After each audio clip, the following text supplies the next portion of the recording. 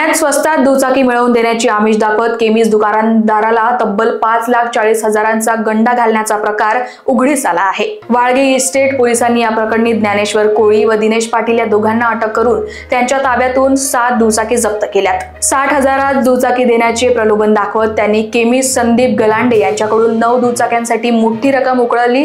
दुचाकी न मिळताच त्यांनी तक्रार केली। तांत्रिक तपास व धुळ्यात छापा टाकून आरोपींना पकडण्यात आले। इतर 8 जणांचीही त्यांनी अशाच पद्धतीने फसवणूक केल्याचे निष्पन्न झाले आहे। वरिष्ठ पोलीस निरीक्षक शिवाजी गवारे यांनी नागरिकांना सावध राहण्याचे आवाहन केले आहे। काय नेमकं प्रकरण आहे? वागळे स्टेट पोलीस स्टेशनमध्ये संदीप दशरथ गलांडे म्हणून नावक इस्माने त्यांना कमी किमतीमध्ये स्कूटर देतो असं सांगून एका स्कूटरचे 60,000 रुपये असे एकूण 9 स्कूटर देतो सांगून 5,40,000 रुपयाचे स्कूटरने देता फसवणूक केली होती। असं आपल्याकडे 633/25 420 406 प्रमाणे गुन्हा दाखल करण्यात आलेला असून या गुन्ह्याच्या तपासामध्ये 2 आरोपींना आपण अटक केलेली आहे। यामध्ये एक ज्ञानेश्वर सखाराम कोळी आणि दिनेश अनंत पाटील असे 2 आरोपी आहेत। यांना अटक केल्यानंतर असं निष्पन्न झालं की यांनी ह्या फिर्यादीला ज्या गाड्या देणार होत्या 9 गाड्या, त्या 9 गाड्यांच्या मालकांना त्यांना पैशाची गरज आहे तर मी तुम्हाला पैसे देतो, तुम्ही लोननी गाड्या घेतलेल्या दाखवा, मग मी तुम्हाला पैसे देतो असं सांगून त्यांना लोनवर गाड्या घ्यायला लावून त्या गाड्या स्वतःकडे ठेवून त्यांची फसवणूक केलेली आहे अशा तपासात निष्पन्न झालेलं आहे। आपण नमूद गुन्ह्यामध्ये एकूण 7 गाड्या रिकवर केलेल्या आहेत। त्यामध्ये 3 ॲक्टिवा आहेत, 4 ज्युपिटर आहेत, अद्याप 2 गाड्या रिकवर करणं बाकी आहे।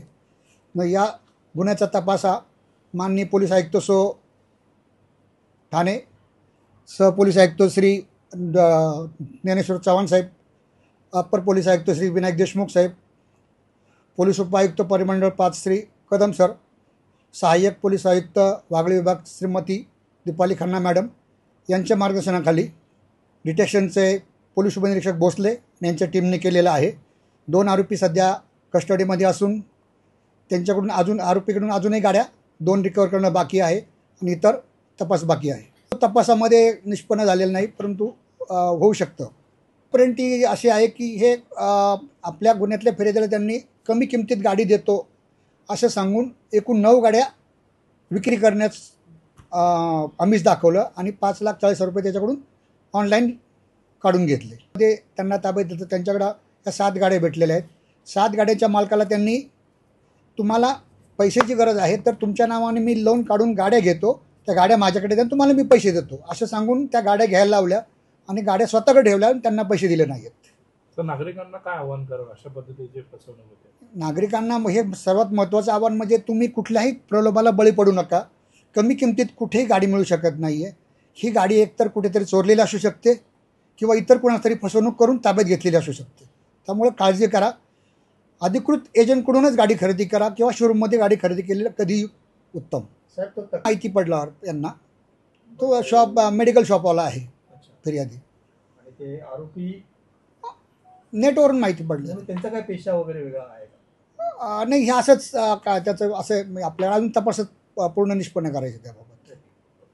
Bureau report, Lokvahini media, Thane.